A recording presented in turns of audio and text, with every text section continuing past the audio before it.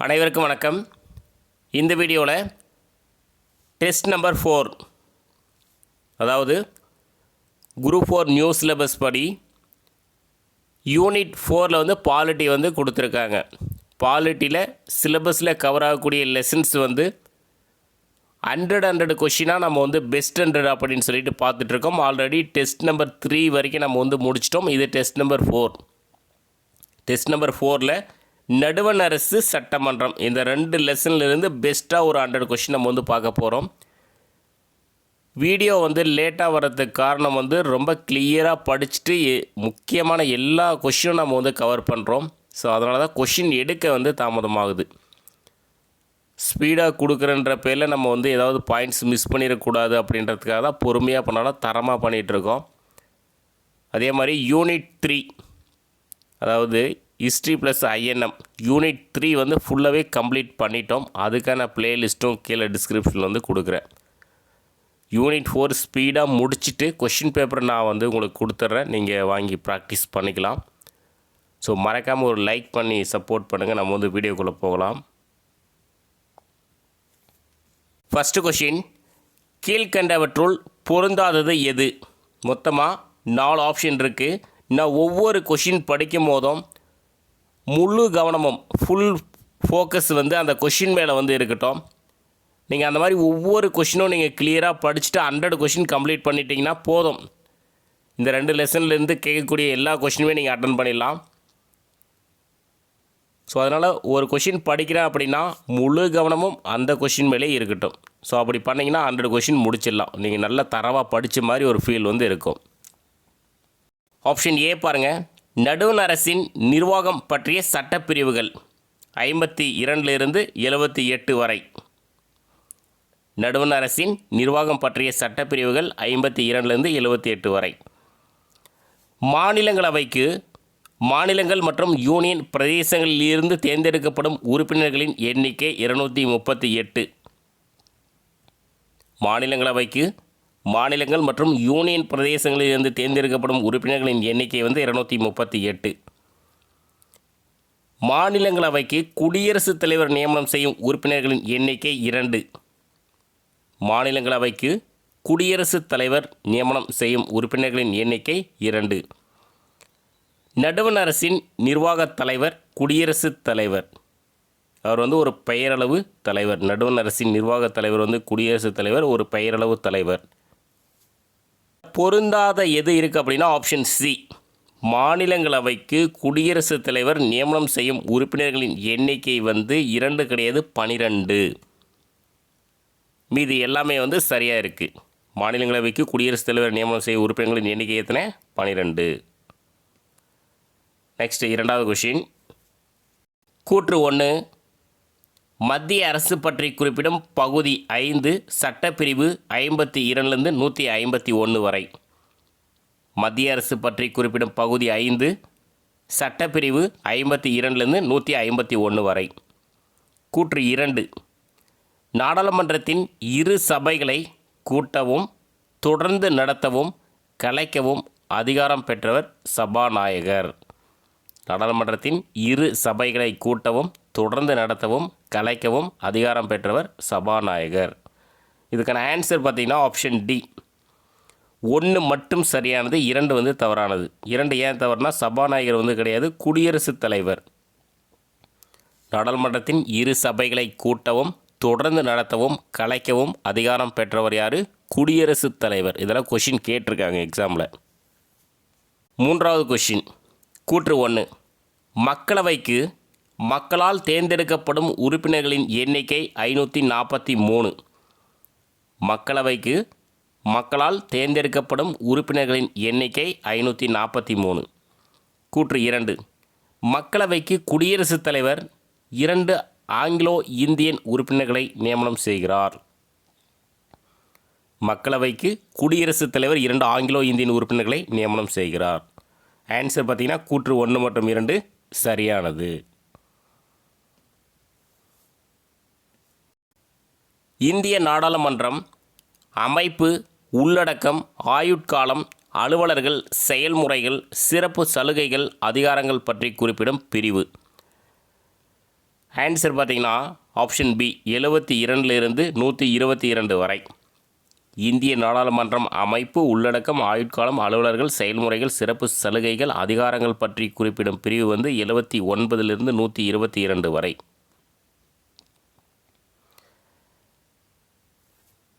நடுவண் நிர்வாகம் உள்ளடக்கியது என்னன்னா வரிசைப்படுத்த சொல்லியிருக்காங்க.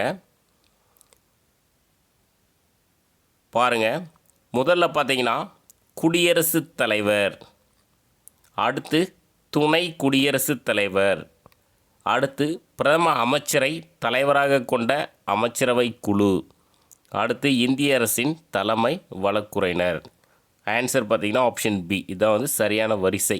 ஸோ இந்த மாதிரி கொடுத்துட்டு வரிசைப்படுத்த சொல்லுவாங்க. முதல்ல குடியரசுத் தலைவர், அப்புறம் துணை குடியரசுத் தலைவர், அடுத்து பிரதம அமைச்சரை தலைவராக கொண்ட அமைச்சரவை குழு, அடுத்து இந்திய அரசின் தலைமை வழக்குரைஞர். கீழ்கண்டவற்றில் தவறான கூற்றை தேர்ந்தெடுக்கவும். நாட்டின் உயர்ந்த சட்ட அதிகாரி அட்வொகேட் ஜெனரல். நாட்டின் உயர்ந்த சட்ட அதிகாரி அட்வொகேட் ஜெனரல். மத்திய அரசின் அரசியலமைப்பு தலைவர் குடியரசுத் தலைவர். மத்திய அரசின் அரசியலமைப்பு தலைவர் குடியரசுத் தலைவர். நாடாளுமன்றத்தின் உண்மையான அதிகாரம் பெற்றவர் பிரதமர். நாடாளுமன்றத்தின் உண்மையான அதிகாரம் பெற்றவர் பிரதமர். உச்சநீதிமன்றம் ஒரு சுதந்திரமான அமைப்பு. உச்சநீதிமன்றம் ஒரு சுதந்திரமான அமைப்பு. இந்த தவறானது பார்த்தீங்கன்னா ஆப்ஷன் ஏ. நாட்டின் உயர்ந்த சட்ட அதிகாரி யார் அப்படின்னா அட்வொகேட் ஜெனரல் கிடையாது, அட்டர்னி ஜெனரல். Attorney general. மீதி மூணுமே சரியாக இருக்குது. கூற்று 1, குடியரசுத் தலைவரின் நிர்வாக அதிகாரங்கள் பற்றிய சட்டப்பிரிவு 61. குடியரசுத் தலைவரின் நிர்வாக அதிகாரங்கள் பற்றிய சட்டப்பிரிவு 61. அவர் முப்படைகளின் தலைமை தளபதியாக செயல்படுகிறார். அவர் முப்படைகளின் தலைமை தளபதியாக செயல்படுகிறார். ஆன்சர் பார்த்தீங்கன்னா 2 மட்டும் சரியானது. 1 தவறு. 1 ஏன் தவறுனா பிரிவு 61 கிடையாது, பிரிவு 53. குடியரசுத் தலைவரின் நிர்வாக அதிகாரங்கள் பற்றிய சட்டப்பிரிவு எத்தனை அப்படின்னா 53. 61 பார்த்தீங்கன்னா குடியரசுத் தலைவர் பதவி நீக்கம் பற்றி குறிப்பிடக்கூடிய சட்டப்பிரிவு தான் 61. 8வது கொஷின். 1985 52வது சட்ட திருத்தம், இதெல்லாம் கொஷின் கேட்டிருக்காங்க, எதை பற்றி குறிப்பிடுகிறது? ஆன்சர் பார்த்தீங்கன்னா கட்சி தாவல் தடை சட்டம். 1985 52வது திருத்தம் எதை பற்றி குறிப்பிடுகிறது? கட்சி தாவல் தடை சட்டம்.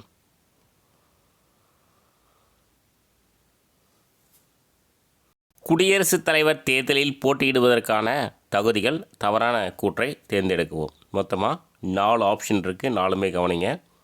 இந்திய குடிமகனாக இருத்தல் வேண்டும்.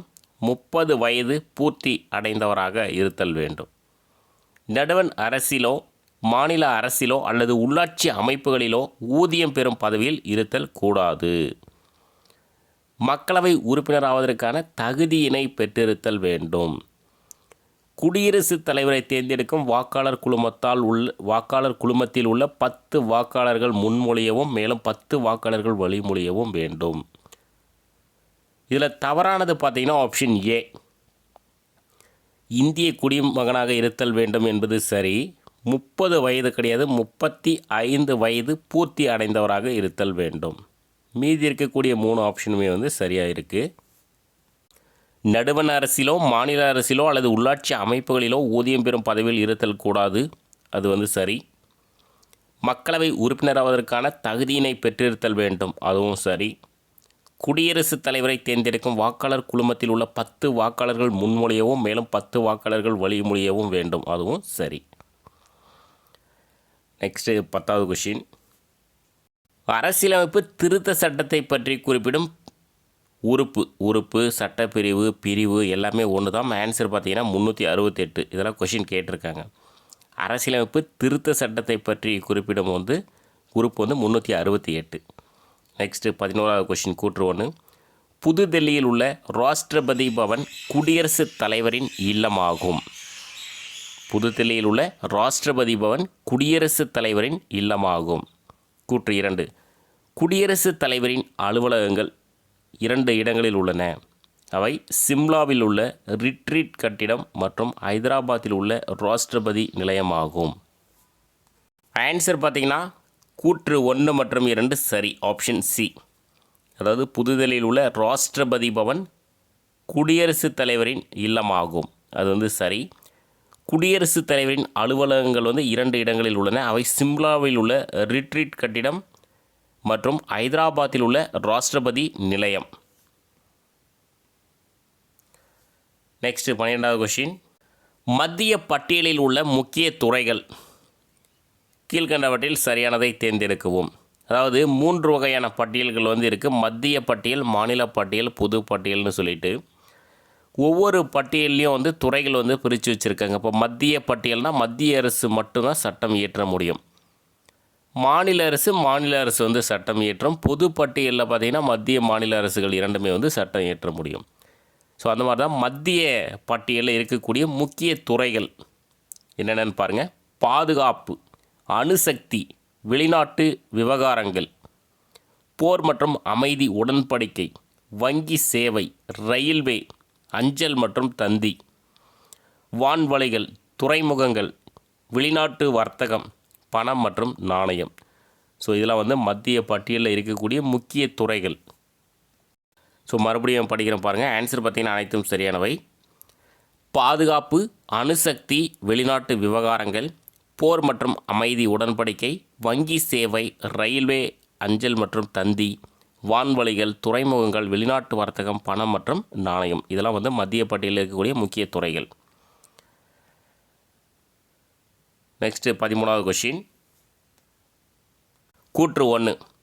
குடியரசுத் தலைவர் ஒற்றை மாற்று வாக்கு மூலம் விகிதாச்சார பிரதிநிதித்துவத்தின்படி வாக்காளர் குழுமத்தால் தேர்ந்தெடுக்கப்படுகிறார். கூற்று 2. குடியரசுத் தலைவரை தேர்ந்தெடுக்கும் வாக்காளர் குழு மாநிலங்களவை உறுப்பினர்கள், மக்களவை உறுப்பினர்கள், மாநில சட்டமன்ற உறுப்பினர்கள், டெல்லி மற்றும் புதுச்சேரி உறுப்பினர்கள். ஆன்சர் பார்த்திங்கன்னா இரண்டுமே சரியானவை. கூற்று 1 மற்றும் 2 சரி. குடியரசுத் தலைவர் ஒற்றை மாற்று வாக்கு மூலம் விகிதாச்சார பிரதிநிதித்துவத்தின்படி வாக்காளர் குழுமத்தால் தேர்ந்தெடுக்கப்படுகிறார். இது சரி. குடியரசுத் தலைவரை தேர்ந்தெடுக்கும் வாக்காளர் குழு, அந்த வாக்காளர் குழு யார் யார் இருக்காங்கன்னா மாநிலங்களவை உறுப்பினர்கள், மக்களவை உறுப்பினர்கள், அனைத்து மாநில சட்டமன்ற உறுப்பினர்கள் மற்றும் டெல்லி மற்றும் புதுச்சேரி உறுப்பினர்கள். இவங்கெல்லாம் சேர்ந்து தான் குடியரசுத் தலைவரை தேர்ந்தெடுக்கிறாங்க. அந்த வாக்காளர் குழு அப்படின்றது இவங்க தான். நெக்ஸ்ட்டு 14. சாதாரண சட்ட முன்வரைவை மாநிலங்களவை எத்தனை மாதத்திற்கு நிறுத்தி வைக்க முடியும்? எத்தனை மாதம் அப்படின்னா 6 மாதத்திற்கு நிறுத்தி வைக்க முடியும். சாதாரண சட்ட முன்வரைவை மாநிலங்களவை 6 மாதத்திற்கு நிறுத்தி வைக்க முடியும். நிதி முன்வரைவை நல்லா கேட்டுங்க, நிதி முன்வரைவை 14 நாட்கள் மட்டுமே நிறுத்தி வைக்க முடியும். இப்போ சாதாரண சட்ட முன்வரைவுனா 6 மாதம், நிதி முன்வரைவுனா 14 நாட்கள் மட்டுமே நிறுத்தி வைக்க முடியும். குடியரசுத் தலைவராக தேர்ந்தெடுக்கப்பட்ட ஒருவருக்கு பதவியேற்பு உறுதிமொழி செய்து வைப்பவர் யார் அப்படின்னா உச்சநீதிமன்ற தலைமை நீதிபதி. குடியரசுத் தலைவராக தேர்ந்தெடுக்கப்பட்ட ஒருவருக்கு பதவியேற்பு உறுதிமொழி செய்து வைப்பவர் உச்சநீதிமன்ற தலைமை நீதிபதி. அதாவது இதெல்லாம் எக்ஸாமில் கொஷின் கேட்டிருக்காங்க, ரொம்ப பேசிக்கான கொஷின். நெக்ஸ்ட் 16. கூற்று 1. உத்தரப்பிரதேச மாநிலத்தின் மாநிலங்களவை உறுப்பினர்களின் எண்ணிக்கை 1. அதாவது ஒரு உறுப்பினர்கள், அதிக மக்கள் தொகை இருக்குது உத்தரப்பிரதேசத்தில். கூற்று 2. சிக்கிம் மாநிலத்தின் மாநிலங்களவை உறுப்பினர்களின் எண்ணிக்கை 31. மிக குறைந்த மக்கள் தொகை சிக்கிம் மாநிலத்தில் இருக்குது. ஆன்சர் பார்த்திங்கன்னா கூற்று 1 மற்றும் 2 தவறு. ஏன் தவறுனா 1 கிடையாது. உத்தரப்பிரதேச மாநிலத்தோடைய மாநிலங்களவை உறுப்பினர்களின் எண்ணிக்கை எவ்வளோ அப்படின்னா 31. 31 இருக்கிற ரீசன் பார்த்திங்கன்னா அதிக மக்கள் தொகை இருக்குது. இப்போ தமிழ்நாடு பார்த்திங்கன்னா மாநிலங்களவை உறுப்பினர்களின் எண்ணிக்கை எவ்வளோ அப்படின்னா 18.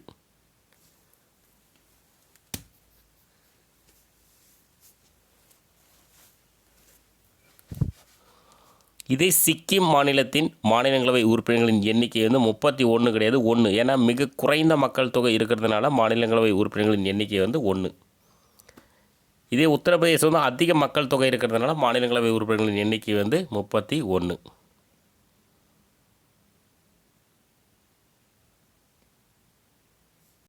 கீழ்கண்டவற்றில் சரியானதை தேர்ந்தெடுக்கவும். ஒரு 3 கூற்று இருக்குது பாருங்கள். குடியரசுத் தலைவரின் பதவிக்காலம் 6 ஆண்டுகள் ஆகும்.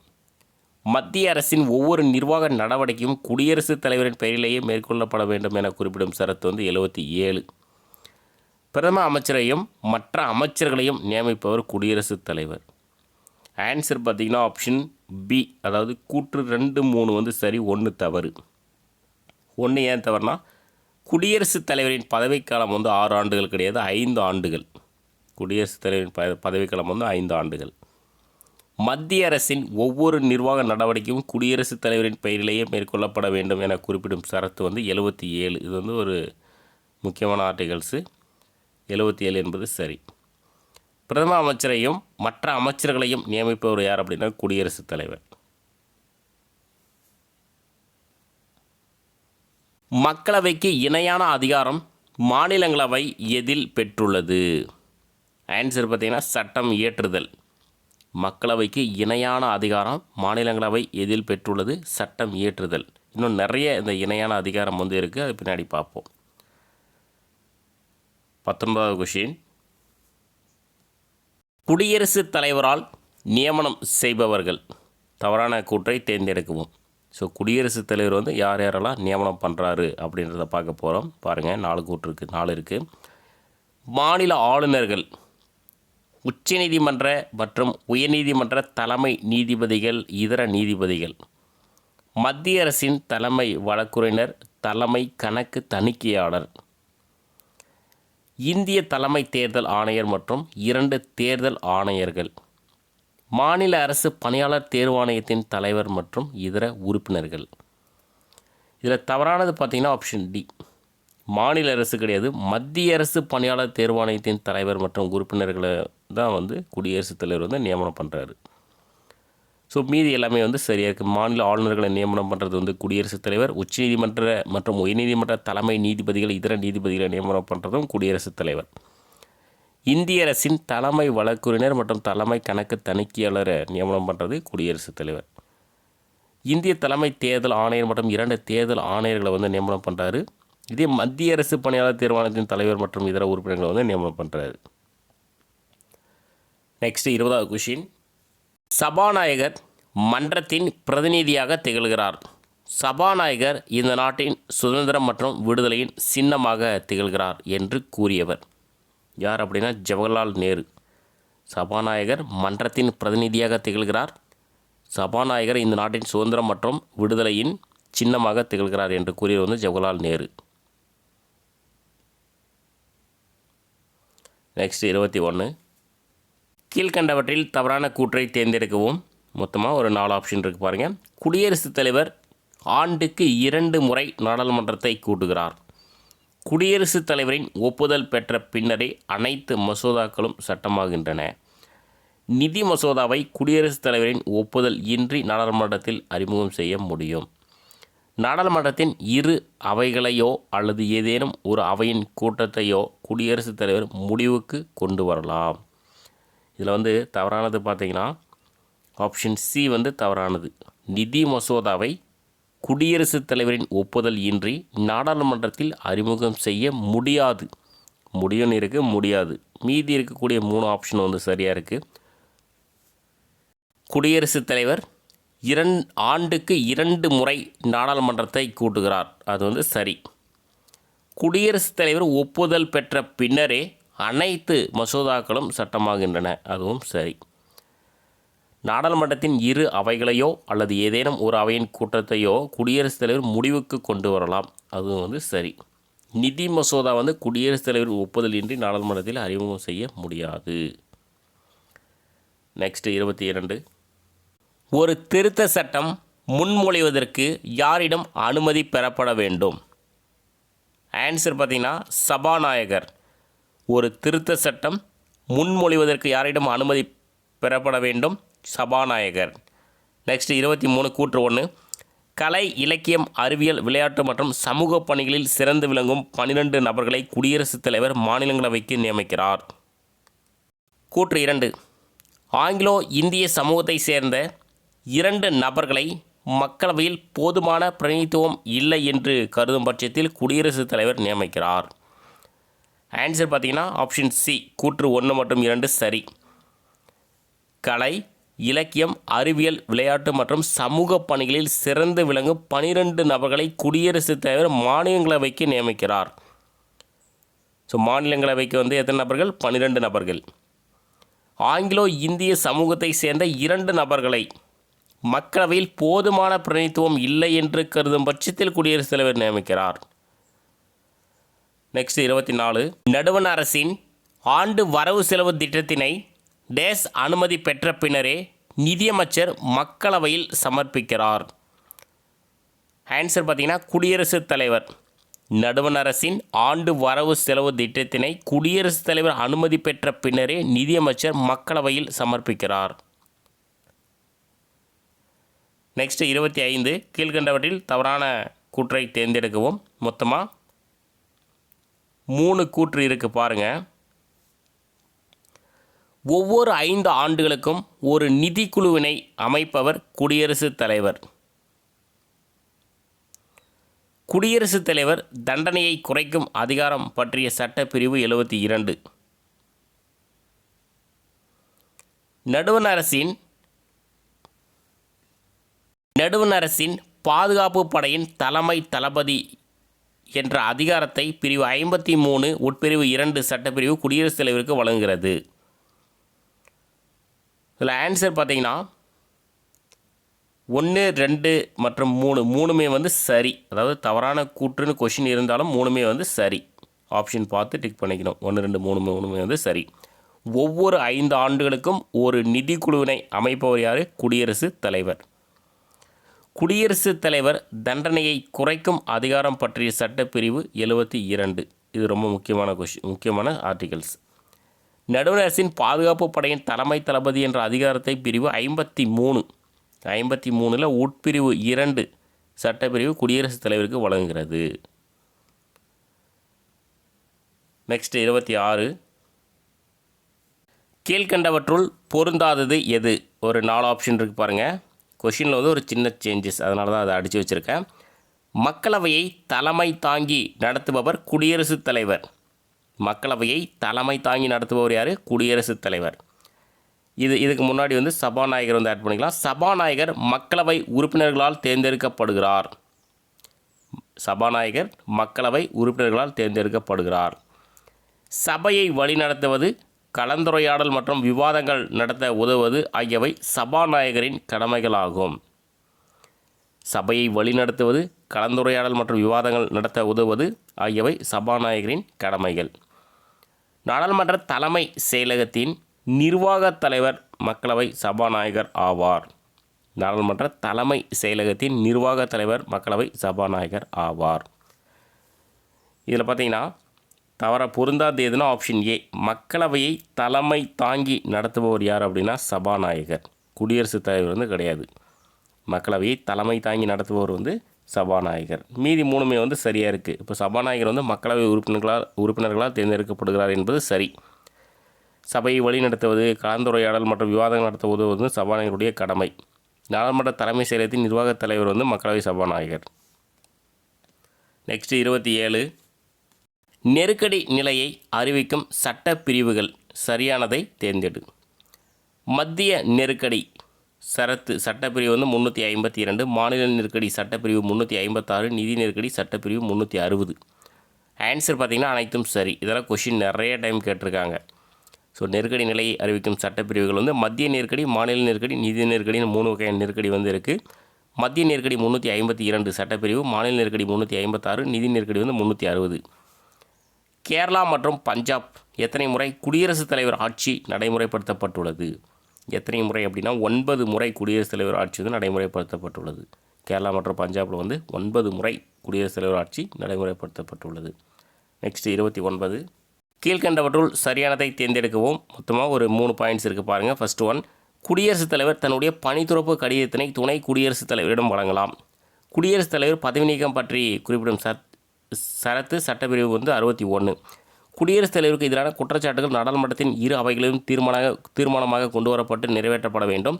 மேலும் அவைக்கு வருகை புரிந்தவர்களில் 4/1 குறையாமல் ஆதரவு தெரிவிக்க வேண்டும். ஆன்சர் பார்த்தீங்கன்னா 3 கூற்றுமே வந்து சரி. கூற்று 1, 2, 3 மூணுமே வந்து சரி. அதாவது குடியரசுத் தலைவர் தன்னுடைய பணி துறப்பு கடிதத்தினை துணை குடியரசுத் தலைவரிடம் வழங்கலாம், அது சரி. குடியரசுத் தலைவர் பதவி நீக்கம் பற்றி குறிப்பிடும் சரத்து வந்து 61, அதுவும் சரி. குடியரசுத் தலைவருக்கு எதிரான குற்றச்சாட்டு நாடாளுமன்றத்தின் இரு அவைகளிலும் தீர்மானமாக கொண்டு வரப்பட்டு நிறைவேற்றப்பட வேண்டும். எது? இரு அவைகளிலும் நிறைவேற்றப்பட வேண்டும். மேலும் அவைக்கு வருகை புரிந்தவர்களில் 4/1, நல்லா பார்த்துக்கோங்க, 4/1 குறையாமல் ஆதரவு தெரிவிக்க வேண்டும். நெக்ஸ்ட் 30. எந்த பிரிவின்படி நாட்டின் 2வது உயர்ந்த பதவியை துணை குடியரசுத் தலைவர் வகிக்கிறார்? ஸோ எந்த பிரிவின்படி அப்படின்னா ஆர்டிகல்ஸ் வந்து 63, அதாவது சரத்து 63 பிரிவின்படி தான் நாட்டின் 2வது உயர்ந்த பதவியை துணை குடியரசுத் தலைவர் வகிக்கிறார். நெக்ஸ்ட் 31 பாருங்கள். கீழ்கண்டவற்றில் தவறான கூற்றை தேர்ந்தெடுக்கவும். மொத்தம் ஒரு 4 ஆப்ஷன் இருக்குது பாருங்கள். தாழ்த்தப்பட்ட பழங்குடியினர் மற்றும் பிற்படுத்தப்பட்டோர் பிரிவினரின் நிலையை ஆய்வு செய்ய ஒரு ஆணையத்தை அமைக்கும் அதிகாரம் பெற்றவர் பிரதமர். நிதிக்குழு 5 ஆண்டுக்கு ஒரு முறை அமைக்கப்படுகிறது. முதல் நிதிக்குழு அமைக்கப்பட்டது 1951 நவம்பர் 22. குடியரசுத் தலைவர் 361 உட்பிரிவு 1 படி எந்த நீதிமன்றத்திற்கும் பதிலளிக்க தேவையில்லை. அகில இந்திய பணியை உருவாக்கும் அதிகாரம் பெற்ற அமைப்பு ராஜ்யசபா, அதாவது மாநிலங்களவை. இதில் வந்து தவறானது பார்த்தீங்கன்னா ஆப்ஷன் ஏ. தாழ்த்தப்பட்ட பழங்குடியினர் மற்றும் பிற்படுத்தப்பட்டோர் பிரிவினரின் நிலையை ஆய்வு செய்ய ஒரு ஆணையத்தை அமைக்கும் அதிகாரம் பெற்றவர் யார் அப்படின்னா பிரதமர் கிடையாது, குடியரசுத் தலைவர். மீதி இருக்கக்கூடிய 3 ஆப்ஷன் வந்து சரியாக இருக்குது. இப்போ நிதிக்குழு வந்து 5 ஆண்டுக்கு ஒரு முறை அமைக்கப்படுகிறது என்பது சரி. முதல் நிதிக்குழு அமைக்கப்பட்டது 1951 நவம்பர் 22. குடியரசுத் தலைவர் வந்து 361 உட்பிரிவு 1 படி எந்த நீதிமன்றத்திற்கும் பதிலளிக்க தேவையில்லை. அகில இந்திய பணியை உருவாக்கும் அதிகாரம் பெற்ற அமைப்பு. இதில் எக்ஸாமில் கொஸ்டினாக கேட்டிருக்காங்க. ராஜ்யசபானா மாநிலங்களவைன்னு சொல்லுவாங்க, மேலவை அப்படின்னு சொல்லுவாங்க. மாநிலங்களவை, ராஜ்யசபா, மேலவை மூணுமே ஒன்று தான். லோக்சபா, மக்களவை, கீழவை இது 3 ஒன்று.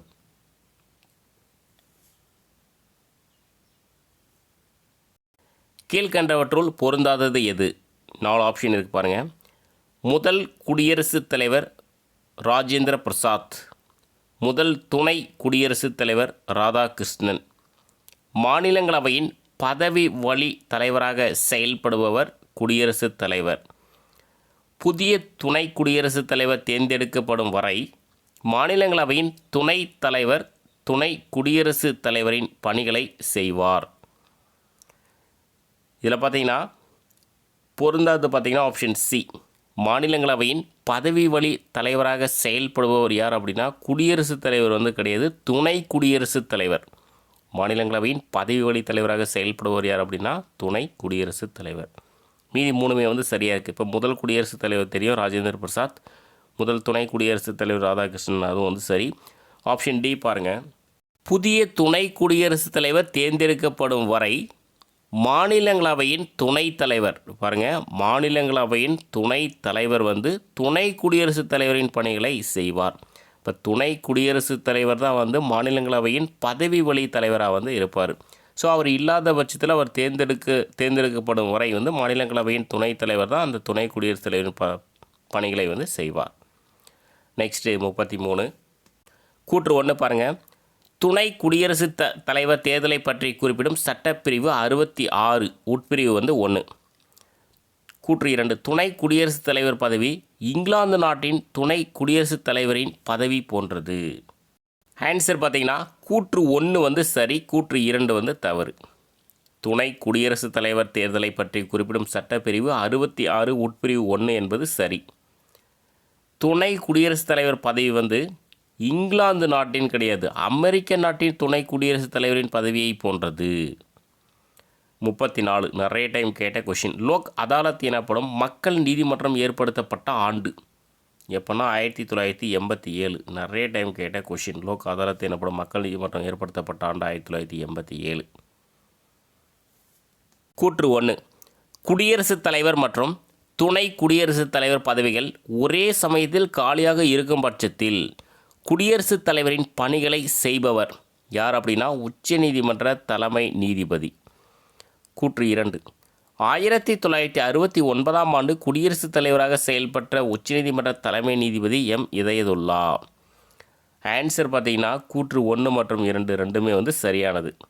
அதாவது குடியரசுத் தலைவர் மற்றும் துணை குடியரசுத் தலைவர் பதவிகள் ஒரே சமயத்தில் காலியாக இருக்கும் பட்சத்தில் குடியரசுத் தலைவரின் பணிகளை செய்பவர் உச்சநீதிமன்ற தலைமை நீதிபதி. 1969ஆம் ஆண்டு குடியரசுத் தலைவராக செயல்பட்ட உச்சநீதிமன்ற தலைமை நீதிபதி யார்னா எம் இதயதுல்லா. நெக்ஸ்ட் 36. குடியரசு துணைத் தலைவரை பதவி நீக்கம் செய்ய எத்தனை நாட்களுக்கு முன் அறிக்கை அளித்தல் வேண்டும்? எத்தனை நாட்கள்னா 14 நாட்களுக்கு முன் அறிக்கை அளித்தல் வேண்டும். நெக்ஸ்ட்டு 37. கீழ்கண்டவற்றில் பொருந்தாதது எது? ஜவஹர்லால் நேரு பார்த்திங்கன்னா முதல் பிரதமர். ஜவஹர்லால் நேரு முதல் பிரதமர். சர்தார் வல்லபாய் பட்டேல் முதல் துணை குடியரசுத் தலைவர்.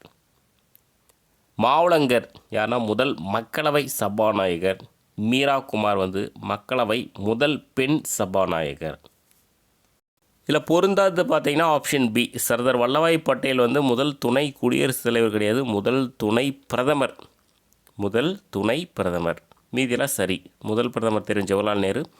மாவலங்கர் முதல் மக்களவை சபாநாயகர் இவர் தான். மீரா குமார் முதல் மக்களவை முதல் பெண் சபாநாயகர். மக்களவை முதல் பெண் சபாநாயகர்.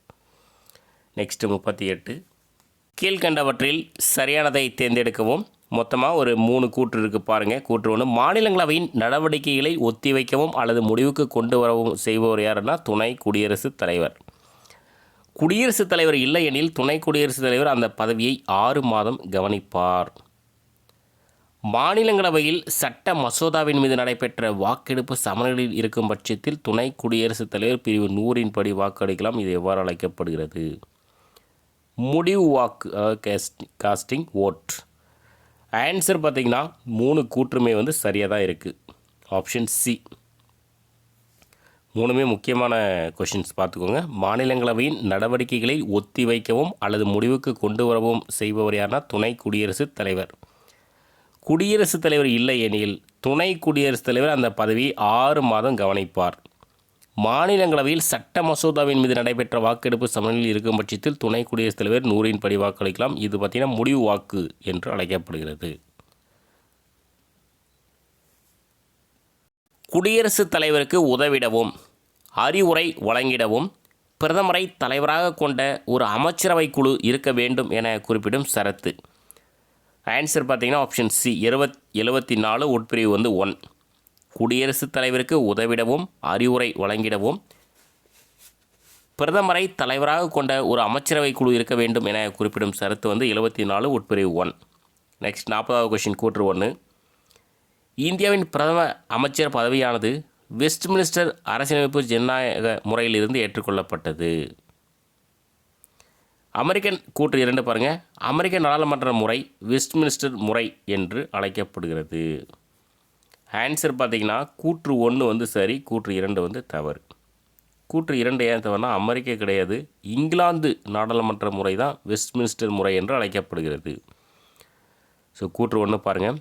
இந்தியாவின் பிரதம அமைச்சர் பதவியானது வெஸ்ட்மினிஸ்டர் அரசியலமைப்பு ஜனநாயக முறையிலிருந்து ஏற்றுக்கொள்ளப்பட்டது.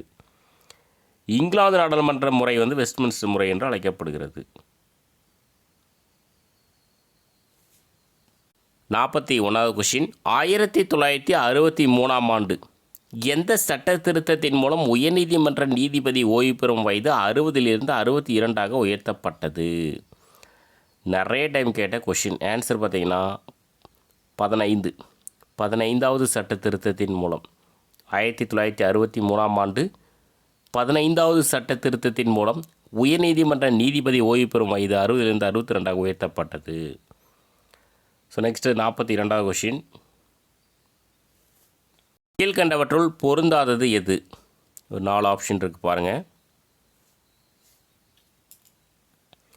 மக்களவையின் பெரும்பான்மை கட்சியின் தலைவரை பிரதம அமைச்சராக நியமிப்பவர் குடியரசுத் தலைவர். நாடாளுமன்ற உறுப்பினராக இல்லாதவர் கூட அமைச்சராக நியமிக்கப்படலாம், ஆனால் 3 மாதத்திற்குள் நாடாளுமன்றத்திற்கு தேர்ந்தெடுக்கப்படுதல் வேண்டும். இங்கே ஸ்பெல்லிங் மிஸ்டேக் இருக்குது. குடியரசுத் தலைவருக்கும் அமைச்சருக்கும் இடையே பாலமாக செயல்படுபவர் பிரதமர். குடியரசுத் தலைவருக்கும் அமைச்சருக்கும் இடையே பாலமாக செயல்படுபவர் பிரதமர். நாடாளுமன்ற முறை அரசாங்கத்தின் உண்மையான நிர்வாக அதிகாரம் பெற்றவர் பிரதமர். உண்மையான நிர்வாக அதிகாரம் பெற்றவர் வந்து பிரதமர். இதில் பொருந்தாது பார்த்திங்கன்னா ஆப்ஷன் பி. அது என்ன அப்படின்னா 3 மாதம் கிடையாது, 6 மாதம், அவ்வளோதான். நாடாளுமன்ற உறுப்பினராக இல்லாதவர் கூட அமைச்சராக நியமிக்கப்படலாம், ஆனால் 6 மாதத்திற்குள் நாடாளுமன்றத்திற்கு தேர்ந்தெடுக்கப்படுதல் வேண்டும். மீதி 3 ஆப்ஷன் சரியாக இருக்குது. மக்களவையின் பெரும்பான்மை கட்சியின் தலைவரை பிரதம அமைச்சராக நியமிப்பவர் குடியரசுத் தலைவர், அது சரி. குடியரசுத் தலைவருக்கும் அமைச்சருக்கு இடையே பாலமாக செயல்படுவர் தான் பிரதமர்.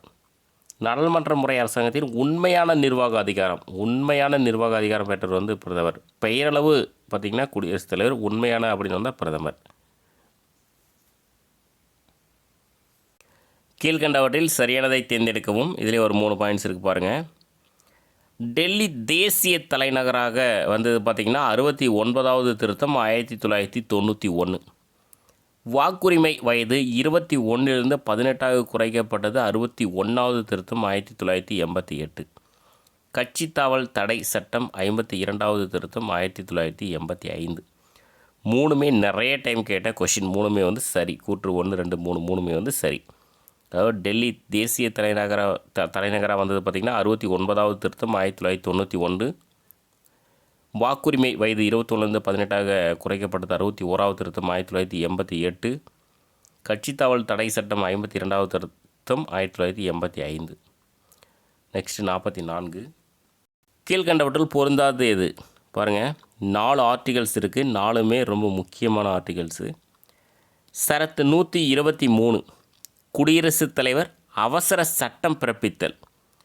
சரத்து 213 குடியரசுத் தலைவர் அவசர ஆணை பிறப்பிக்கும் அதிகாரம். சரத்து 214 ஒவ்வொரு மாநிலத்திலும் உயர்நீதிமன்றம் அமைக்கப்பட்டுள்ளது. சரத்து 143 குடியரசுத் தலைவர் உச்சநீதிமன்றத்திடம் ஆலோசனை கேட்டல். பொருந்தாது பார்த்திங்கன்னா ஆப்ஷன் பி. சரத்து 213 பார்த்திங்கன்னா குடியரசுத் தலைவர் கிடையாது, ஆளுநர் அவசர ஆணை பிறப்பிக்கும் அதிகாரம். குடியரசுத் தலைவர் தான் 123 அவசர சட்டம் அவசர ஆணை. 213 பார்த்திங்கன்னா ஆளுநர் அவசர ஆணை பிறப்பிக்கும் அதிகாரம். 214 சரியாக இருக்குது. ஒவ்வொரு மாநிலத்திலும் உயர்நீதிமன்றம் அமைக்கப்பட்டுள்ளது. 143 குடியரசுத் தலைவர் உச்சநீதிமன்றம் ஆலோசனை கேட்டல். 45வது கொஷின். பிரதமரின் கடமைகள் பற்றி குறிப்பிடும் சட்டப்பிரிவு பார்த்திங்கன்னா 78. பிரதமரின் கடமைகள் பற்றி குறிப்பிடும் சட்டப்பிரிவு 78. மக்களவை பற்றி கீழ்கண்டவற்றுள் தவறான கூற்றை தேர்ந்தெடுக்கவும். மொத்த உறுப்பினர்கள் 545. மக்களால் தேர்ந்தெடுக்கப்படும் உறுப்பினர்கள் 543. பெரும்பான்மை வேணும் அப்படின்னா 272. ஆங்கிலோ இந்தியன் உறுப்பினர் 2 பேரை நியமனம் பண்ணுவாங்க. மக்களவையின் பதவிக்காலம் 5 ஆண்டுகள். தகுதியான வயது 21. எல்லா பாயிண்ட்ஸும் இந்த 4 ஆப்ஷனில் வச்சிட்டோம். இதில் தவறானது கேட்குறாங்க. தவறானது பார்த்திங்கன்னா ஆப்ஷன் டி. மக்களவையின் பதவிக்காலம் 5 ஆண்டுகள் என்பது சரி. தகுதியான வயது 21 கிடையாது, 25. 25 வயது இருந்தால் தான் தேர்தலில் போட்டியிட முடியும். மீதி எல்லாமே சரியாக இருக்குது. மொத்த உறுப்பினர்கள் 545. மக்களால் தேர்ந்தெடுக்கப்படும் உறுப்பினர்கள் 543. பெரும்பான்மை வேணும்னா 272 தொகுதியில் ஜெயிச்சிருக்கணும். ஆங்கிலோ இந்தியன் உறுப்பினர் 2 பேர் நியமனம் பண்ணுவார் குடியரசுத் தலைவர். நெக்ஸ்ட் 47. கீழ்கண்டவற்றுள் பொருந்தாதது எது? இதுலேயும் ஒரு 4 ஆப்ஷன் இருக்குது பாருங்கள். ஒரு முன்வரைவு பண முன்வரைவு என்று தீர்மானிக்கும் அதிகாரம் பெற்றவர் யாருன்னா குடியரசுத் தலைவர்.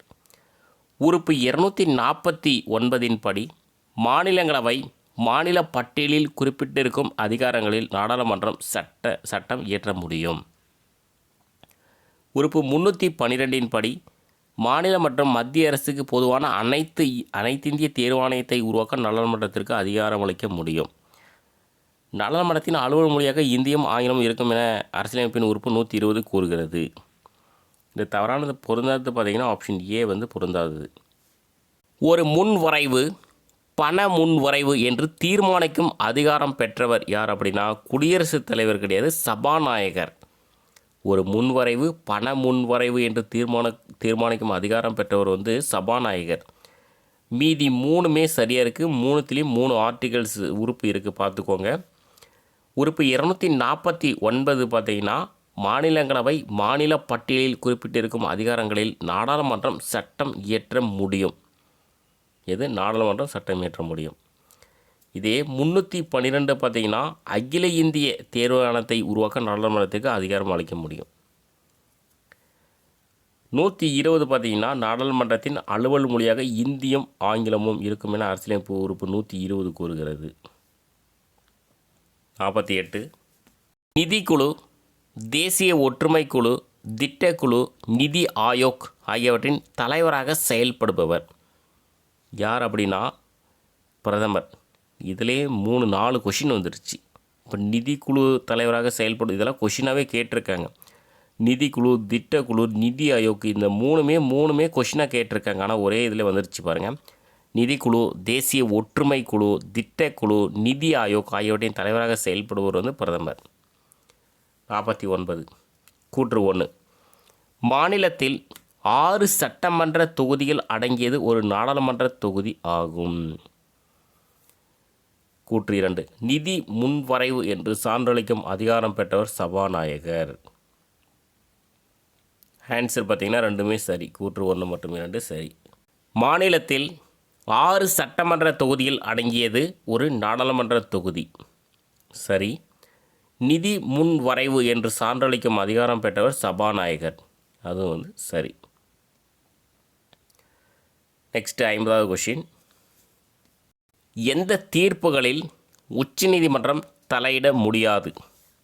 பாருங்கள், உயர்நீதிமன்றம் அறிவிக்கப்பட்ட தீர்ப்பு, மாவட்ட நீதிமன்றம் அறிவிக்கப்பட்ட தீர்ப்பு, இராணுவ தீர்ப்பாயங்களில் அறிவிக்கப்பட்ட தீர்ப்பு, லோக் அதாலத்தில் அறிவிக்கப்பட்ட தீர்ப்பு. இதில் எதில் தலையிட முடியாதுன்னா ஆன்சர் வந்து ஆப்ஷன் சி. இராணுவ தீர்ப்பாயங்களில் அறிவிக்கப்பட்ட தீர்ப்புகளில் உச்சநீதிமன்றம் தலையிட முடியாது. நெக்ஸ்ட் 51வது கொஷின் கூற்று 1 பிரதம அமைச்சர் உட்பட மொத்த மக்களவை உறுப்பினர்களில் 10% மட்டுமே அமைச்சரவை உறுப்பினராக இருத்தல் வேண்டும். கூற்று 2 நடுவண் அமைச்சர்களின் வகைகள் கேபினெட் அல்லது ஆட்சிக்குழு அமைச்சர்கள், இராஜாங்க அமைச்சர்கள், இணை அமைச்சர்கள். ஆன்சர் பார்த்தீங்கன்னா கூற்று 2 வந்து சரி, கூற்று 1 வந்து தவறு. கூற்று 1 ஏன் தவறுனா 10% கிடையாது, 15%. பிரதம அமைச்சர் உட்பட மொத்த மக்களவை உறுப்பினர்களில் 15% மட்டுமே அமைச்சரவை உறுப்பினராக இருத்தல் வேண்டும். கூற்று 2 வந்து சரியாக இருக்குது. அதாவது அமைச்சர்களின் வகைகள், நடுவண் அமைச்சர்களின் வகைகள் 3 வகை இருக்குது. ஒன்று கேபினெட் அல்லது ஆட்சிக்குழு அமைச்சர்கள், இராஜாங்க அமைச்சர்கள், இணை அமைச்சர்கள்னு சொல்லிட்டு. நெக்ஸ்ட் 52 கூற்று 1 நாடாளுமன்றம் மாநிலங்களவை எனும் மேலவையும் மக்களவை எனும் கீழவையும் கொண்டுள்ளது. கூற்று 2 இது ஈரவை சட்டமன்றம் என்றும் அழைக்கப்படுகிறது. ஆன்சர் பார்த்தீங்கன்னா 2ம் சரி. அதாவது கூற்று 1 மற்றும் 2 சரி. நாடாளுமன்றம் மாநிலங்களவை எனும் மேலவையும் மக்களவை எனும் கீழவையும் கொண்டுள்ளது. இது ஈரவை சட்டமன்றம் என்றும் அழைக்கப்படுகிறது. மாநிலங்களவை கீழ்கண்டவற்றுள் பொருந்தாதது எது? மொத்தம் 4 ஆப்ஷன் இருக்குது பாருங்கள். மொத்த உறுப்பினர்கள் 250 மிகாமல். எது? மாநிலங்களவையில் மொத்த உறுப்பினர்கள் வந்து 250 மிகாமல். மாநிலங்கள் மற்றும் யூனியன் பிரதேசங்களில் இருந்து எத்தனை பேரை தேர்ந்தெடுக்கிறாங்கன்னா 238 பேர். குடியரசுத் தலைவர் நியமன உறுப்பினர்கள் வந்து 2. பதவிக்காலம், மாநிலங்களவை பதவிக்காலம் 6 ஆண்டுகள். தகுதியான வயது வந்து 30. மாநிலங்களவைக்கு தகுதியான வயது வந்து 30. இதில் வந்து பொருந்தாது பார்த்திங்கன்னா ஆப்ஷன் சி. குடியரசுத் தலைவர் நியமன உறுப்பினர்கள் எத்தனை அப்படின்னா 2 கிடையாது, 12. அதாவது மாநிலங்கள் மற்றும் யூனியன் பிரதேசங்களில் இருந்து 238 பேரை தேர்ந்தெடுப்பாங்க. குடியரசுத் தலைவர் நியமனம் வந்து ஒரு 12 பேர், டோட்டலாக 250 பேர். ஸோ மீதி எல்லாமே வந்து சரியாக இருக்குது. நெக்ஸ்ட் 54 கீழ்கண்டவற்றுள் பொருந்தாதது எது? 4 ஆப்ஷன் இருக்குது பாருங்கள். லோக்சபா என அழைக்கப்படும் அவை மக்களவை, கீழவை. ராஜ்யசபா என அழைக்கப்படும் அவை மாநிலங்களவை, மேலவை. மாநிலங்களவை உறுப்பினர் ஆவதற்கான தகுதியான வயது 25. நாடாளுமன்றத்தில் நிரந்தரமான அவை மாநிலங்களவை, ராஜ்யசபா. ஸோ இதில் வந்து பொருந்தாதது பார்த்திங்கன்னா ஆப்ஷன் சி, மாநிலங்களவை உறுப்பினர் ஆவதற்கான தகுதியான வயது வந்து 25 கிடையாது, 30. ஸோ மீதி எல்லாமே வந்து சரியாக இருக்குது. இப்போ லோக்சபா அப்படின்னா மக்களவைன்னு சொல்லுவாங்க, கீழவைன்னு சொல்லுவாங்க. மொத்தம் 3 பேர். லோக்சபா, மக்களவை, கீழவை 3மே ஒன்று தான். இப்போ ராஜ்யசபா அப்படின்னா மாநிலங்களவைன்னு சொல்லுவாங்க, மேலவைன்னு சொல்லுவாங்க. இன்னொன்று ராஜ்யசபா, மாநிலங்களவை, மேலவை 3மே ஒன்று தான். நாடாளுமன்றத்தில் நிரந்தரமான அவை கொஷின்லாம் கேட்டிருக்காங்க நிறைய டைம். நிரந்தரமான அவைனா மாநிலங்களவை. ஏன் நிரந்தரமான அவை அப்படின்னு சொல்கிறாங்கன்னா, எலெக்ஷன்லாம் வைக்க மாட்டாங்க. அதில் இருக்கக்கூடிய உறுப்பினர்கள் வந்து 2 ஆண்டுகளுக்கு ஒரு முறை 3ல் 1 பங்கு உறுப்பினர்கள் வந்து ஓய்வு பெற்றுகிட்டே இருப்பாங்க. நியமன உறுப்பினர்கள் தான் எல்லாமே. ஓய்வு பெற வந்து நியமனம் பண்ணிக்கிட்டே இருப்பாங்க. Next 55வது question. சென்னை உயர்நீதிமன்றத்தின் மதுரை கிளை தொடங்கப்பட்ட ஆண்டு. ஆன்சர் வந்து 2004. சென்னை உயர்நீதிமன்றத்தின் மதுரை கிளை தொடங்கப்பட்ட ஆண்டு வந்து 2004. கூற்று 1. இந்திய நாடாளுமன்றத்தில் 2வது ஆட்சி மன்றம் மாநிலங்களவை, மேலவை, ராஜ்யசபா. கூற்று 2. மாநிலங்களவை உருவாக்கப்பட்ட ஆண்டு 1952 ஏப்ரல் 3. ஆன்சர் பார்த்தீங்கன்னா ஆப்ஷன் சி, கூற்று 1, 2 ரெண்டுமே வந்து சரி. இந்திய நாடாளுமன்றத்தில் 2வது ஆட்சி மன்றம் வந்து மாநிலங்களவை, மேலவை, ராஜ்யசபா 3மே ஒன்று தான். மாநிலங்களவை உருவாக்கப்பட்ட ஆண்டு 1952 ஏப்ரல் 3. இந்த இடத்துல மாநிலங்களவை அப்படின்னு கொடுத்துருக்காங்கல்ல, இப்போ மாநிலங்களவை உருவாக்கப்பட்ட ஆண்டுன்னு கொஷின் கேட்கலாம், மேலவை உருவாக்கப்பட்ட ஆண்டுன்னு கேட்கலாம், ராஜ்யசபா உருவாக்கப்பட்ட ஆண்டுன்னு கேட்கலாம். எல்லாமே ஒன்று தான். 1952 ஏப்ரல் 3. நெக்ஸ்ட் 57. கூற்று 1. மாநிலங்களவை உள்ள உறுப்பினர்களின் பதவிக்காலம் 5 ஆண்டுகளாகும். கூற்று 2. மாநிலங்களவை உறுப்பினர்கள் 2 ஆண்டுகளுக்கு ஒரு முறை 3ல் 1 பங்கு உறுப்பினர்கள் ஓய்வு பெறுகின்றனர். ஆன்சர் பார்த்தீங்கன்னா 2 மட்டும் வந்து சரியானது. 1 வந்து தவறானது. ஏன் 1 தவறுனா, மாநிலங்களவையில் உள்ள உறுப்பினர்களின் பதவிக்காலம் பார்த்திங்கன்னா 5 ஆண்டுகள் கிடையாது, 6 ஆண்டுகள். மாநிலங்களவை உறுப்பினர்கள் வந்து 2 ஆண்டுகளுக்கு ஒரு முறை, நல்லா கேட்டுக்கோங்க, 2 ஆண்டுகளுக்கு ஒரு முறை 3ல் 1 பங்கு உறுப்பினர்கள் ஓய்வு பெறுகின்றனர். ஸோ அதனால தான் இது வந்து நிரந்தரமான அவை, கலைக்க முடியாது, நிரந்தரமான அவை.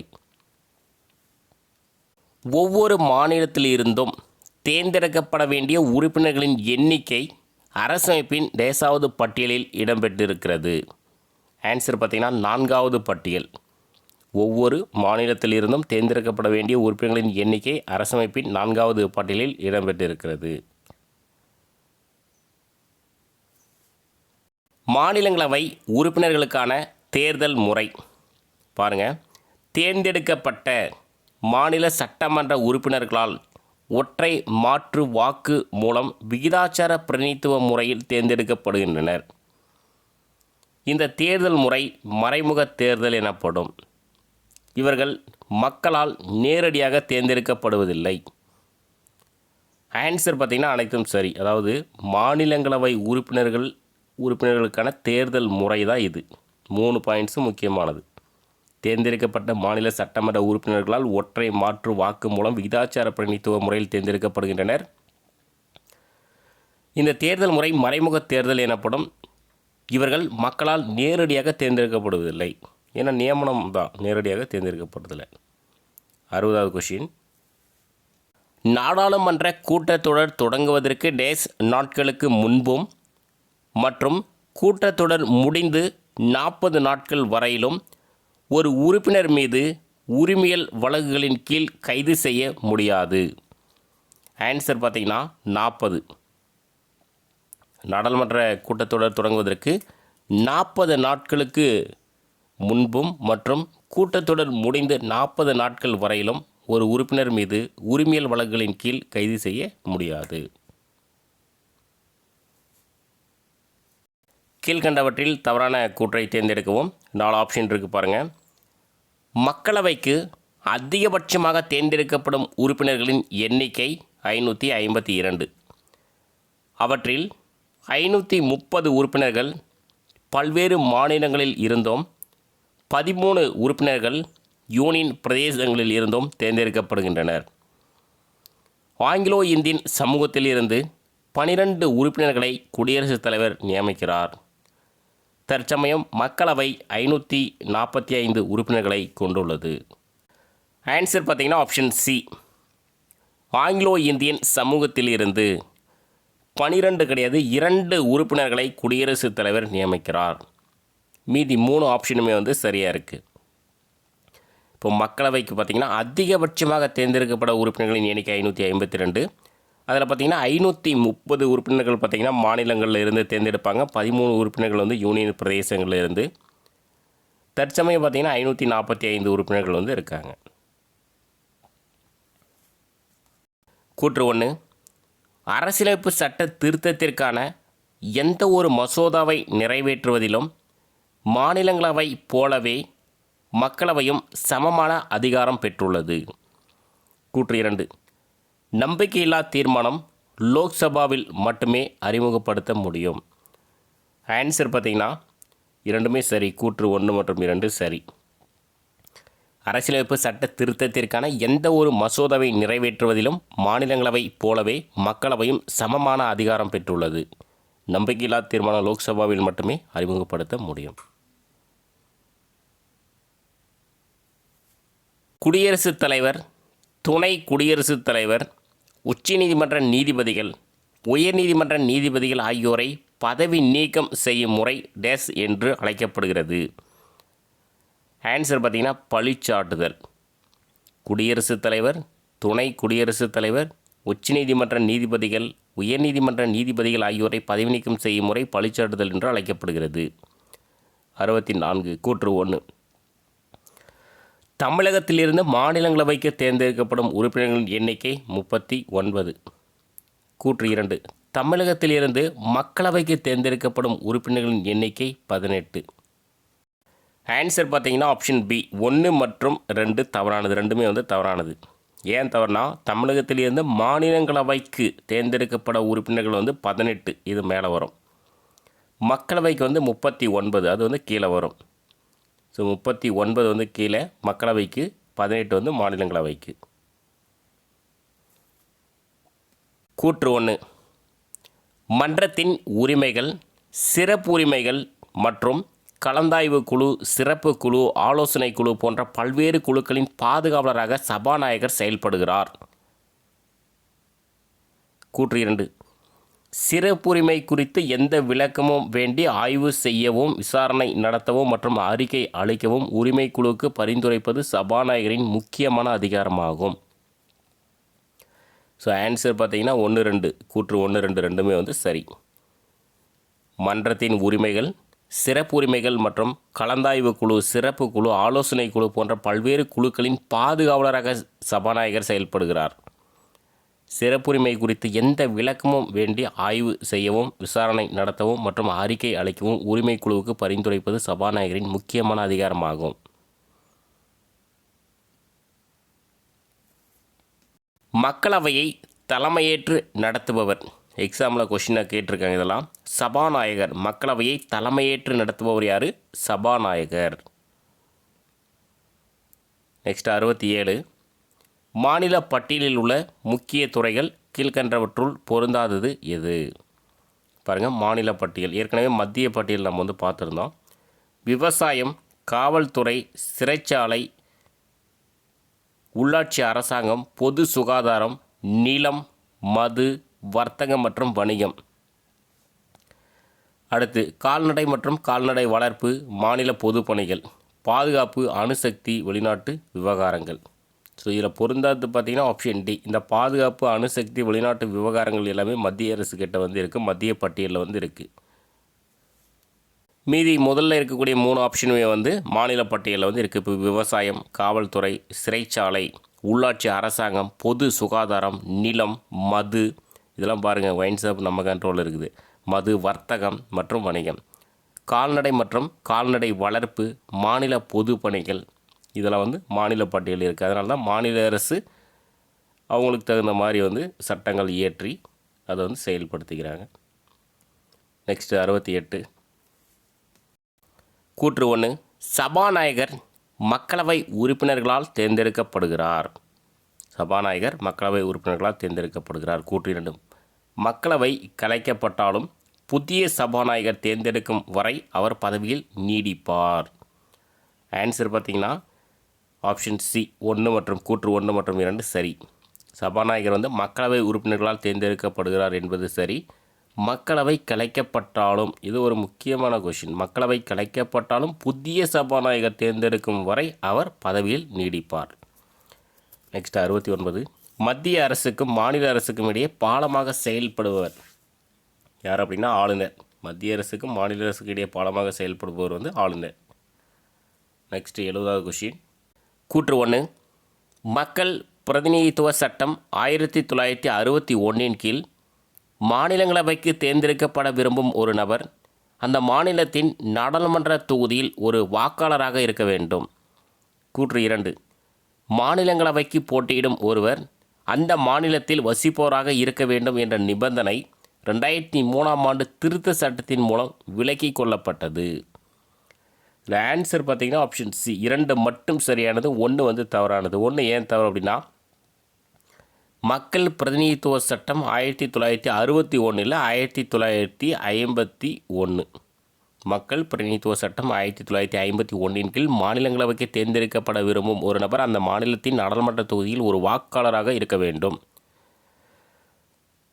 அந்த நிபந்தனை வந்து 2003 ஆண்டு திருத்த சட்டத்தின் மூலம் வந்து விலக்கி கொள்ளப்பட்டது.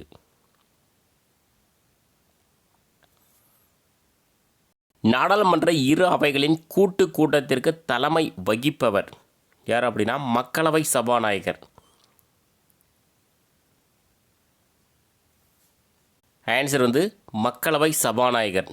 நாடாளுமன்ற இரு அவைகளின் கூட்டத்திற்கு தலைமை வகிப்பவர் யார்? மக்களவை சபாநாயகர்.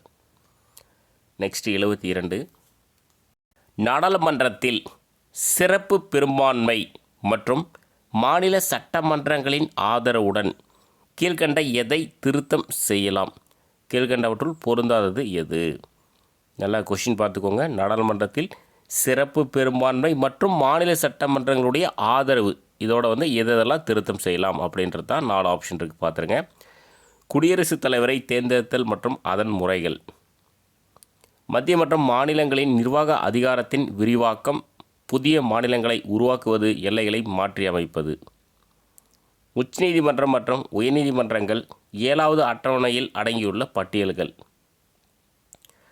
அரசமைப்பு மற்றும் அதன் நடைமுறைகளை திருத்தி அமைக்கும் நாடாளுமன்றத்தின் அதிகாரம், உறுப்பு 368.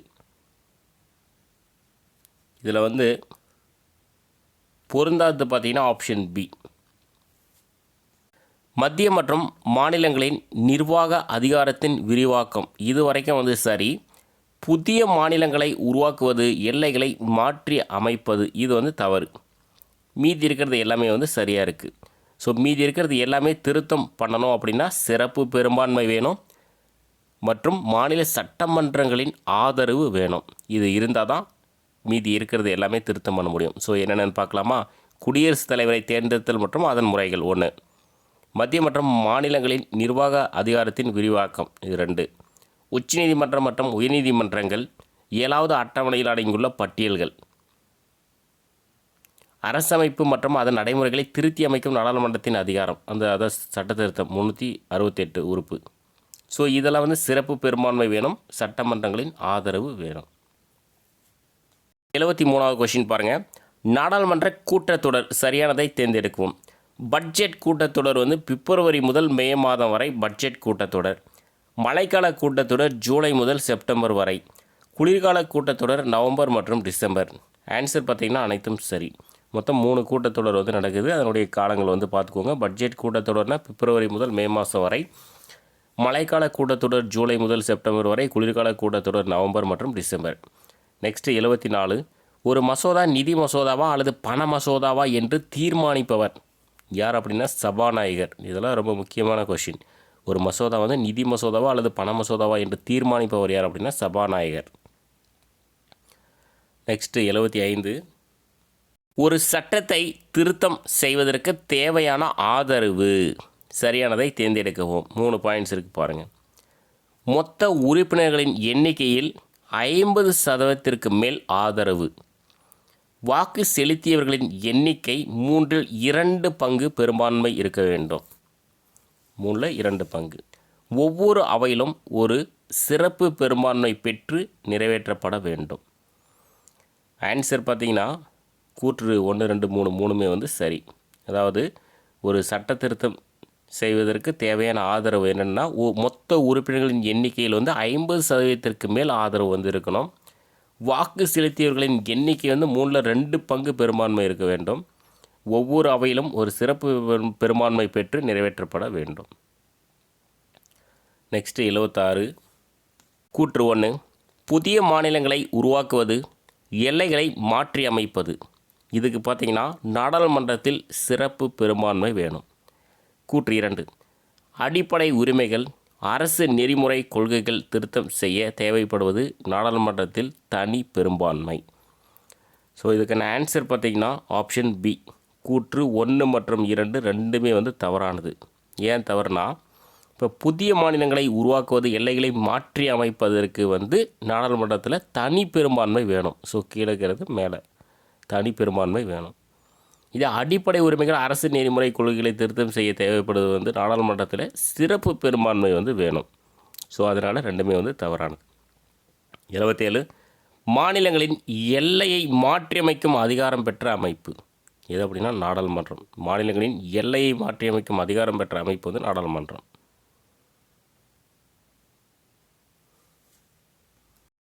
கீழ்கண்டவற்றுள் பொருந்தாதது எது? ஒரு 4 ஆப்ஷன் இருக்குது, அப்படியே பாருங்கள். இந்திய அரசின் தலைமை வழக்குரைஞர் அட்டர்னி ஜெனரல் பற்றி குறிப்பிடும் சரத்து 76. இதெல்லாம் கொஷின் கேட்டிருக்காங்க. இந்திய அரசின் தலைமை வழக்குரைஞர் பற்றி குறிப்பிடும் சரத்து 76. நாட்டின் உயர்ந்த சட்ட அதிகாரி இந்திய அரசின் தலைமை வழக்குரைஞர் ஆவார். இவர் குடியரசுத் தலைவரால் நியமிக்கப்படுகிறார். இந்தியாவில் உள்ள அனைத்து நீதிமன்றங்களிலும் வழக்காடும் உரிமை இந்திய அரசின் தலைமை வழக்குரைஞருக்கு உண்டு. நாடாளுமன்றத்தில் இரு அவையின் கூட்டத்திலோ அல்லது எந்த ஒரு கூட்டுக்குழு கூட்டத்திலோ பங்கேற்கும் உரிமை இந்திய அரசின் தலைமை வழக்குரைஞருக்கு உண்டு. வாக்களிக்கும் உரிமையும் இவருக்கு உண்டு. ஸோ பொருந்தாது பார்த்திங்கன்னா ஆப்ஷன் டி தான் பொருந்தாது. மேலே இருக்கிற 3 ஆப்ஷன் சரியாக இருக்குது. ஸோ டி ஏன் தவறு அப்படின்னா, வாக்களிக்கும் உரிமை கிடையாது, அவ்வளோதான். உண்டுன்னு கொடுத்துருக்கோம். வாக்களிக்கும் உரிமை இவருக்கு கிடையாது. பங்கு பெறும் உரிமை இருக்குது, வாக்களிக்கும் உரிமை கிடையாது. ஸோ 4 ஆப்ஷனுமே பார்த்துருங்க.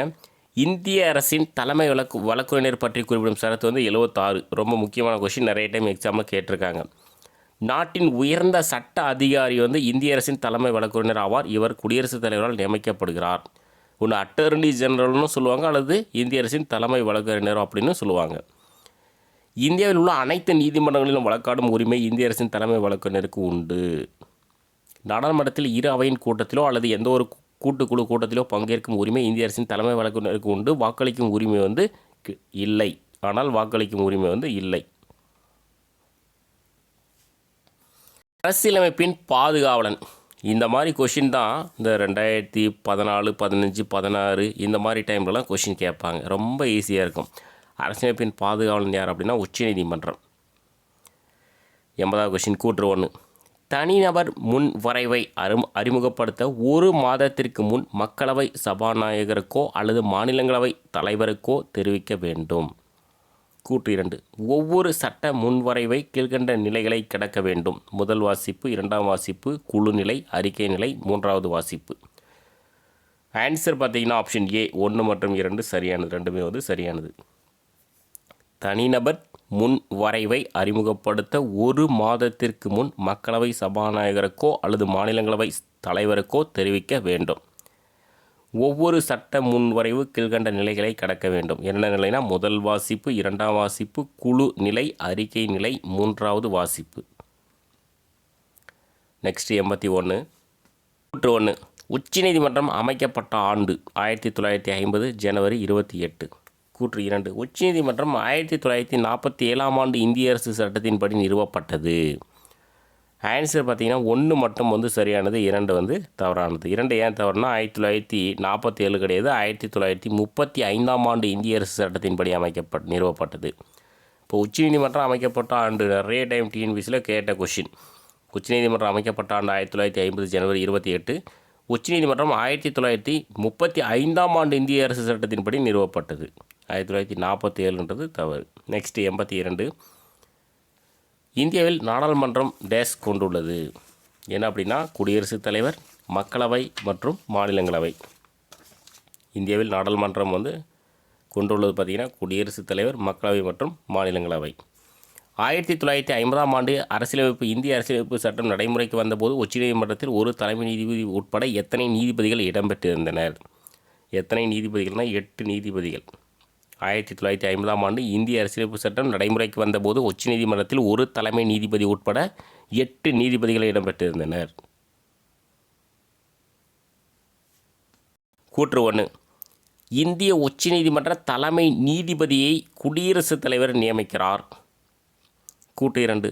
மற்ற நீதிபதிகளை தலைமை நீதிபதியை தலைவராக கொண்ட மூத்த நீதிபதிகளின் குழுவின் ஆலோசனையுடன் குடியரசுத் தலைவர் நியமிக்கிறார். அதான் கொலிஜியம் குழு அப்படின்னு சொல்லுவாங்க. கொலிஜியம். ஆன்சர் பார்த்திங்கன்னா ரெண்டுமே சரி. கூற்று 1 மற்றும் 2 சரி. இந்திய உச்சநீதிமன்ற தலைமை நீதிபதியை நியமிப்பவர் யார் அப்படின்னா குடியரசுத் தலைவர். குடியரசுத் தலைவர் தான் நியமிக்கிறார்.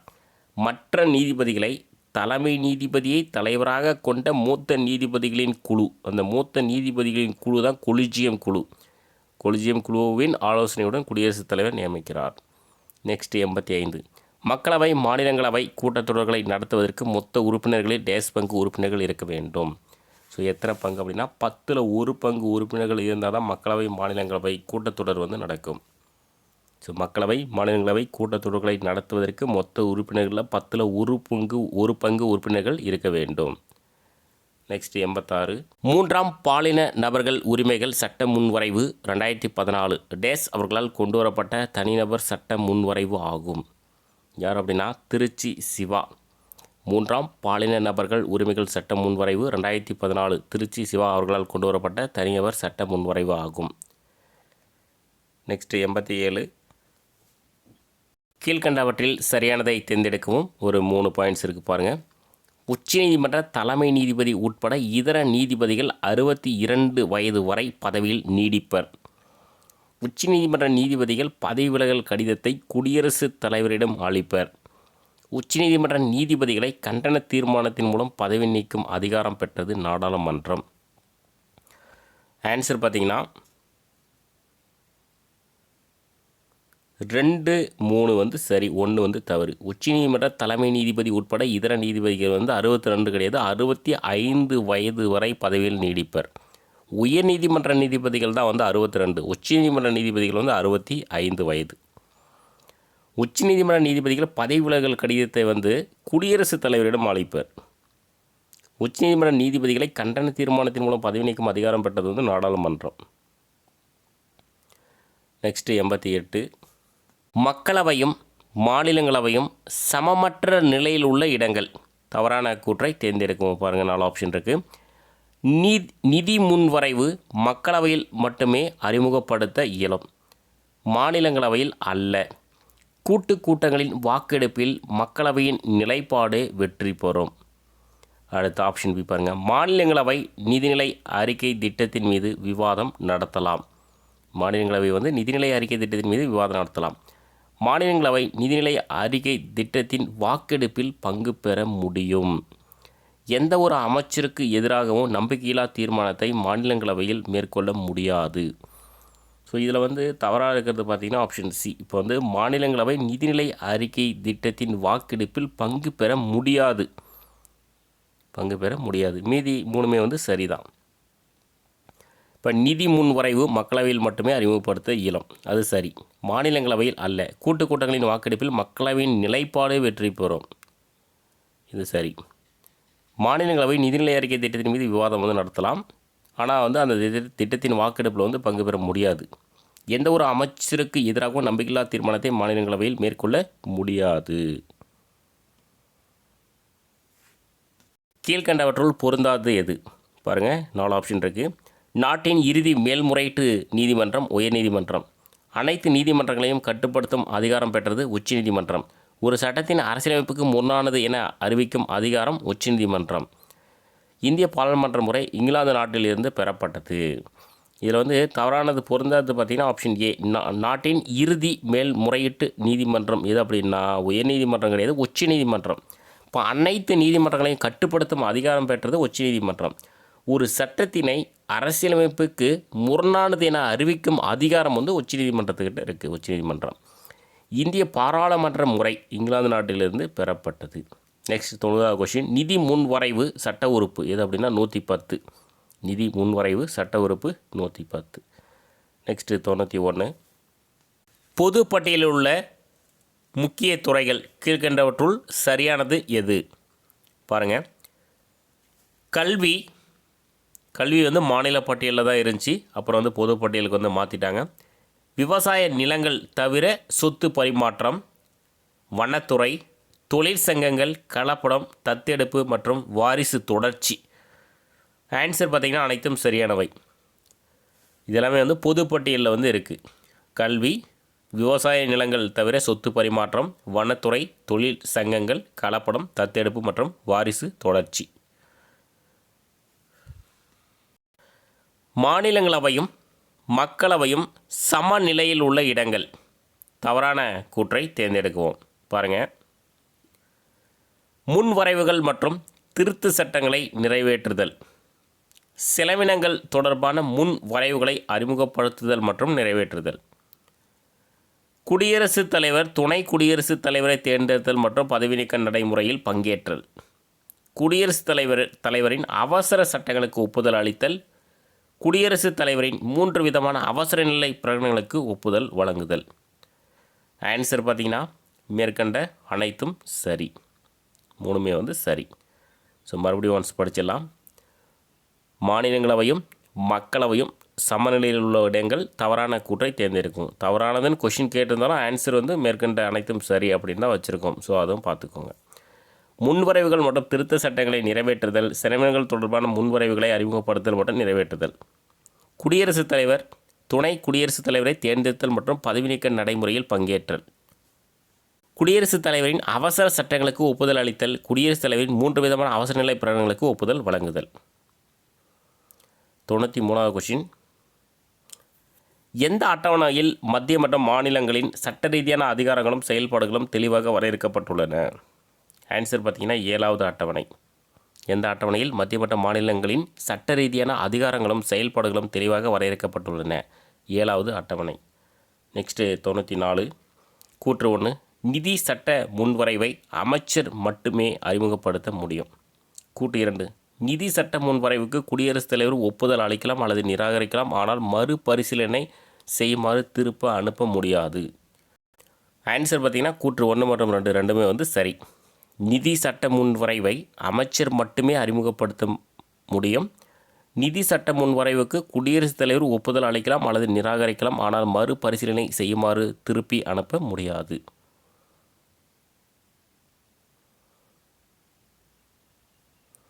பட்டியலில் குறிப்பிடாத எஞ்சியுள்ள அதிகாரங்களை பெற்றிருப்பது எது அப்படின்னா மத்திய அரசு. பட்டியலில் குறிப்பிடாத 3 வகையான பட்டியல்கள் வந்து இருக்குது. மத்திய பட்டியல், மாநில பட்டியல், பொது பட்டியல். அந்த 3 வகையான பட்டியலை இல்லாத துறைகள் எல்லாமே, எஞ்சியுள்ள அதிகாரங்கள் எல்லாமே மத்திய அரசுக்கிட்ட வந்து இருக்குது. நெக்ஸ்ட்டு 96, அரசியலமைப்பு திருத்த சட்டங்களை 3 வழிகளில் மேற்கொள்ளலாம், சரியானதை தேர்ந்தெடுக்கும். அந்த 3 வழிகள் என்னன்றது பாருங்கள். நாடாளுமன்றத்தில் தனி பெரும்பான்மை, நாடாளுமன்றத்தில் சிறப்பு பெரும்பான்மை, நாடாளுமன்றத்தில் சிறப்பு பெரும்பான்மை மற்றும் சரிபாதி மாநில சட்டமன்றங்களால் ஏற்புறுதி செய்யப்படுவது. ஆன்சர் பார்த்திங்கன்னா அனைத்தும் சரியானவை. மொத்தம் அரசியலமைப்பு திருத்த சட்டங்களை வந்து 3 வழிகளில் வந்து மேற்கொள்ளலாம். அந்த 3 வழிகள் தான் தனி பெரும்பான்மை, சிறப்பு பெரும்பான்மை மற்றும் சரிபாதி மாநில சட்டமன்றங்களால் ஏற்புறுதி செய்யப்படுவது. இருக்கக்கூடிய மொத்த மாநிலங்களில் 28 மாநிலங்களில் சரிபாதி ஒரு பாதி மாநிலங்கள் ஆதரவு வந்து கொடுக்கணும். மாநிலத்தின் செயல் அதிகாரத்திற்கு உட்பட்ட எந்த ஒரு குற்றத்துக்காகவும் எந்த ஒரு சட்டத்தின் தொடர்பாகவும் ஆளுநருக்கு உண்டான நீதித்துறை அதிகாரங்கள் பொருந்தாது எது? அதாவது ஆளுநருக்கான நீதித்துறை அதிகாரங்கள் பாருங்கள். தண்டிக்கப்பட்ட நபரை மன்னிப்பளிப்பது, தண்டனையை நிறுத்தி வைப்பது, தண்டனை நிறைவேற்றுவதை தாமதப்படுத்துவது, தண்டனையை அதிகரிப்பது. இதில் தவறாக பொருந்தாது பார்த்திங்கன்னா ஆப்ஷன் டி, தண்டனையை அதிகரிப்பதுன்றது தவறானது. தண்டனையை குறைப்பது, இதெல்லாம் ஆளுநருக்கு உண்டான நீதித்துறை அதிகாரங்கள். இப்போ தண்டிக்கப்பட்ட நபரை மன்னிப்பு அளிப்பது அவருக்கு அதிகாரம் இருக்குது. தண்டனை நிறுத்தி வைக்கவும் அதிகாரம் இருக்குது. தண்டனை நிறைவேற்றுவதை தாமதப்படுத்தவும் அதிகாரம் இருக்குது. தண்டனையை குறைப்பதற்கு அதிகாரம் இருக்குது, அதிகரிக்க கிடையாது. நெக்ஸ்ட்டு 98, மாநிலங்களை ஆட்சி செய்யும் விதிமுறைகள் அரசமைப்பு டேஸ் பிரிவில் குறிப்பிடப்பட்டிருக்கிறது. ஆன்சர் பார்த்திங்கன்னா ஆப்ஷன் சி, பிரிவு 6வது பிரிவு. 5னா மத்திய அரசு, 6னா மாநில அரசு, அவ்வளோதான். 99, உச்ச நீதிமன்ற மற்றும் உயர்நீதிமன்றங்களின் நீதிபதிகளை பதவி நீக்கம் செய்யும் முறை டேஸ் என்று அழைக்கப்படுகிறது. ஆன்சர் பார்த்திங்கன்னா கண்டன தீர்மானம். உச்ச நீதிமன்ற மற்றும் உயர்நீதிமன்றங்களின் நீதிபதிகளை பதவி நீக்கம் செய்யும் முறை கண்டன தீர்மானம் என்று அழைக்கப்படுகிறது. 100வது கொஷின், கடைசி கொஷின். அமைச்சர்கள் குழு ஒட்டுமொத்தமாக இதற்கு பொறுப்புடையவர்களாவர். எதற்கு அப்படின்னா மக்களவைக்கு பொறுப்புடையவர்கள். அமைச்சர்கள் குழு ஒட்டுமொத்தமாக மக்களவைக்கு பொறுப்புடையவர்களாவார். ஸோ இதோட வெற்றிகரமாக டெஸ்ட் நம்பர் 4 முடிஞ்சது. அடுத்த ஒரு டெஸ்ட்டில் சந்திக்கலாம். தேங்க்யூ.